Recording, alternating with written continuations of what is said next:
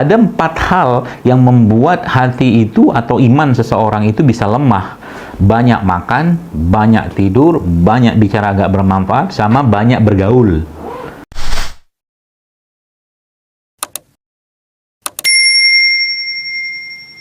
Kembali ke itu tadi ya. Jadi itu salah satu cara. Jadi jangan suka menduga-duga tentang sesuatu ya. Kita ini kalau sudah sibuk dengan diri kita sendiri, sebenarnya kita akan fokus untuk menghisap diri kita daripada sibuk menjadi malaikat raqib dan atid. Salah satunya itu. Baik, kita fokus ke tadi, kita katakan tentang bagaimana hati tadinya. Sebagaimana ada yang menyehatkannya, itu yang, dan hati itu juga ada yang membuat dia sakit ya. Ada yang menyehatkannya, ada yang membuat dia sakit. Sakit maksudnya, kalau menyehatkan apa tadi? Ketaatan. Ketaatan yang ada pada diri seseorang akan menyehatkan hatinya, jiwanya, akalnya, ya, ruhnya juga. Tapi yang membuat dia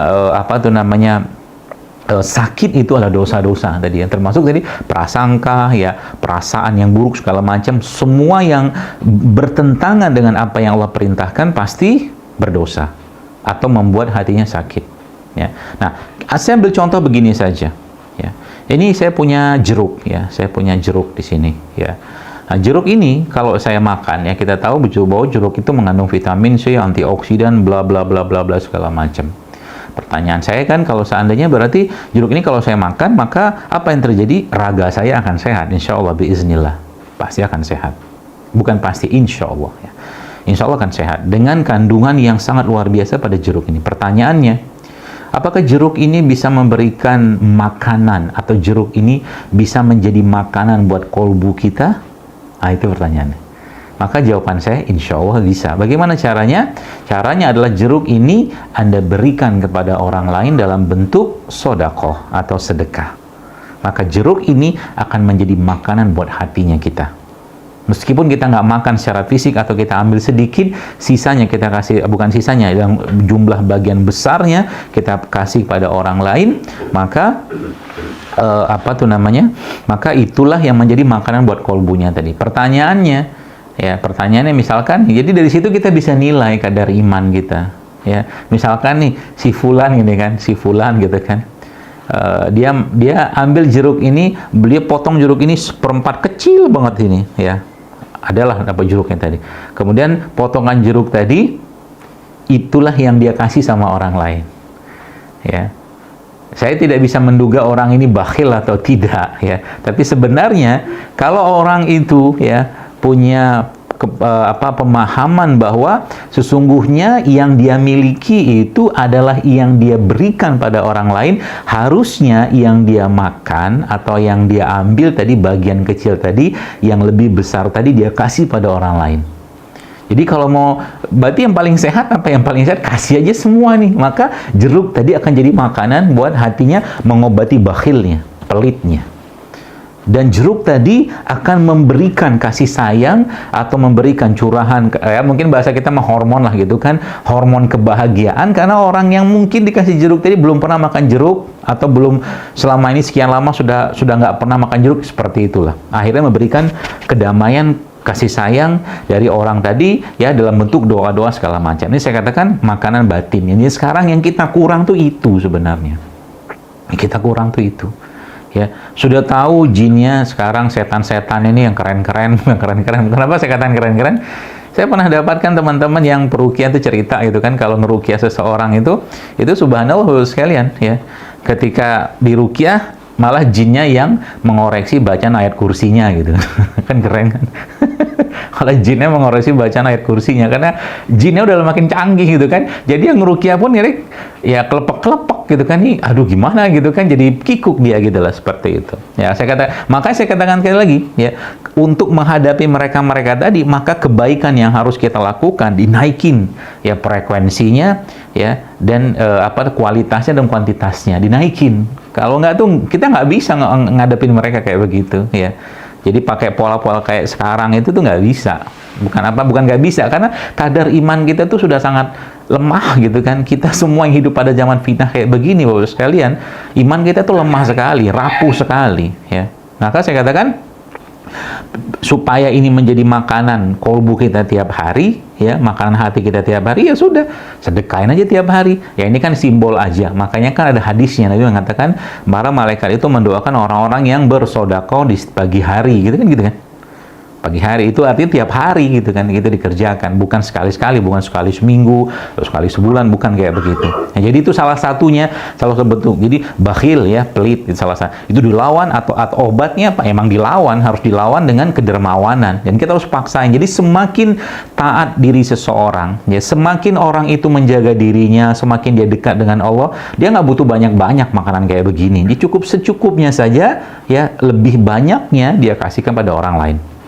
Maka hati tadi, ya, para ulama menyebutkan, termasuk Ibnu Qayyim al-Jauziyah mengatakan dalam kitab Fawaidul Fawaid, dia katakan bahwa ada 4 hal yang membuat hati itu atau iman seseorang itu bisa lemah. Banyak makan, banyak tidur, banyak bicara agak bermanfaat, sama banyak bergaul. Ya, jadi hati-hati dengan gaul-gaulan, ya, obrolan-obrolan, ya, kita dekat-dekat dengan orang yang tidak ada faedahnya bagi keimanan kita. Kalau ketemu ke orang-orang kayak begitu, ya nggak usah sering-sering gaul sama mereka lah. Cari orang yang bisa membuat kita semakin naik iman kita, ya. Hati kita makin baik, makin dekat pada Allah. Nah, itu. Jadi syariat itu menyehatkan semua. Syariat itu menyehatkan semua. Nah, lalu apa pembagian atau apa bagian atau mungkin ya penyebab utama lemahnya hati tadi, ya. Nah, ternyata ulama-ulama menyebutkan bahwa penyebab utama lemahnya hati tadi, ya tadi dosa juga ada, tapi secara umum mereka menyebutkan itu sebagai syubhat dan syahwat. Syubhat dan syahwat. Lemahnya iman atau hati seseorang itu karena syubhat dan syahwat. Itu saja. Jadi kalau kita lihat sekarang munculnya banyak penyakit-penyakit, balik-baliknya ke situ saja. Ya, balik-baliknya ke 2 hal itu aja. Ya. Jadi kalau sudah ini semua kita perbaiki, maka atau kita tahu sebabnya apa, mengapa ini orang jadi lemah, karena memang syubhat dan syahwatnya itu luar biasa, karena jauh dari Allah, yang nggak dekat dengan Allah, nggak dekat dengan sunnah baginda Nabi SAW. Pertanyaannya kan gitu kan, terus bagaimana caranya mengatasi hati yang seperti itu, atau bagaimana menguatkan hati yang seperti itu? Maka jawabannya cuma hanya satu. Dalam kitab Tazkiyatun Nafs, ya, Ibnu Qayyim menyebutkan bahwa ternyata syubhat dan syahwat itu obatnya adalah Al-Quran. Al-Quran. Jadi Al-Quran ini sekalian ini obat. Jadi obat untuk 2 penyakit tadi, ya.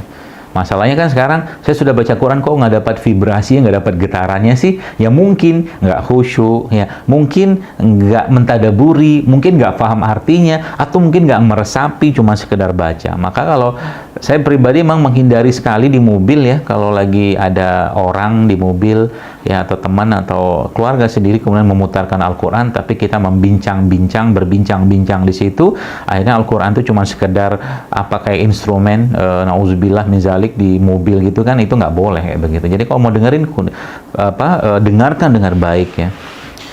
Faiza qura'al Quran fastami'u lahu wa ansitu la'alakum turhamun, kata Allah. Kalau Al-Quran itu diperdengarkan, maka dengarkan baik-baik, ya, supaya engkau mendapat rahmat. Diam gitu. Fa ansitu, ya, diam.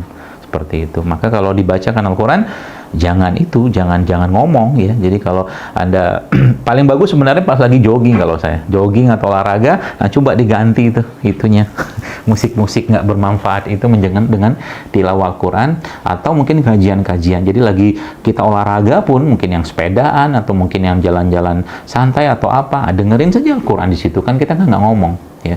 Atau mungkin kitab-kitab, atau mungkin kajian-kajian para ustadz-ustadz, ya, pada syekh-syekh gitu, kita dengarkan, dan itu menjadi obat buat hati kita, ya, obat untuk mengatasi kejahilan, kebodohan, seperti itulah. Jadi sekali lagi, obatnya apa? Nah, obatnya di situ semua. Maka janji Allah dalam Al-Quran apa? Allah mengatakan, Allah berfirman, A'udzubillahi minasyaitonir rajim, wa nunazzilu minal Qur'an ma huwa syifaa'un wa rahmatul lil mu'minin wa la yazidu dzalimin illa khusara. Kata Allah, kami turunkan Al-Quran ini sebagai syifa, sebagai penyembuh, kata Allah. Maka dia memang bisa menyembuhkan. Apa yang disembuhkan? Sakit fisik bisa disembuhkan. Ya, saya sempat diskusi dengan seorang ustadz. Dia bilang kalau seandainya para ustadz yang itu ya, mereka mengambil peran sebagai peruqyah juga, itu mungkin banyak penyakit-penyakit yang bisa ditertangani. Dia pernah cerita, Ustaz pernah ketemu penyakit kanker, pernah, itu ternyata ketika habis diruqyah hilang itu penyakitnya. Pernah bukan karena mendapatkan pasien yang kanker, tumor seperti itu, atau penyakit-penyakit yang lain, karena memang asbabnya memang salah satunya dari ain tadi. Maka jaga hati baik-baik ya. Kontrol hati, jangan marah, jangan benci, jangan dendam, jangan hasad, jaga baik-baik, jangan buruk sangka sama orang lain, beri uzur pada saudara kita, beri uzur. Ya, karena contoh begini saja, Anda janjian ya, kita janjian dengan seseorang misalkan jam 2 misalkan. Orang itu nggak datang, jam 2:10 nggak datang, 2:04 nggak datang, 2. Nah, kita bisa punya dua pilihan untuk mengatakan ini orang nggak sopan benar, udah ditungguin nih jam 2 nggak datang-datang juga. Gitu kan?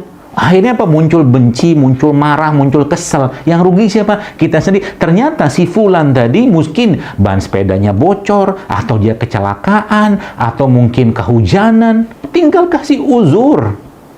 Kata Nabi begitu, berilah uzur pada saudaramu. Nah, itu kan penyakit zaman sekarang. Ya, tinggal kasih, oh mungkin bannya bocor, selesai. Nggak muncul juga jam 2:30, kasih tahu, mungkin dia nggak dapat bus atau apa segala macam, atau mungkin ada urusan keluarga segala macam. Nah, sampai jam 3 ditunggu, nggak muncul juga. Oh, mungkin dia punya uzur yang menyebabkan dia tidak bisa datang, yang aku tak tahu uzur tadi. Selesai. Aman kan hati kita kan? Nah, itu zaman sekarang tuh susah kayak begitu, karena banyak orang, kenapa?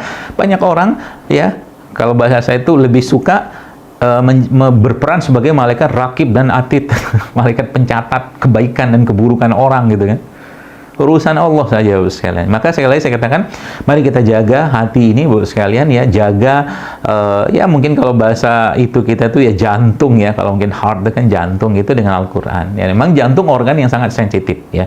Maka kalau kita pelajari para ulama zaman dulu ya, mereka memang nggak kayak kita zaman sekarang, penuh dengan penyakit degeneratif ya, atau mungkin nggak usah ulama deh, masyarakat zaman dulu gitu kan.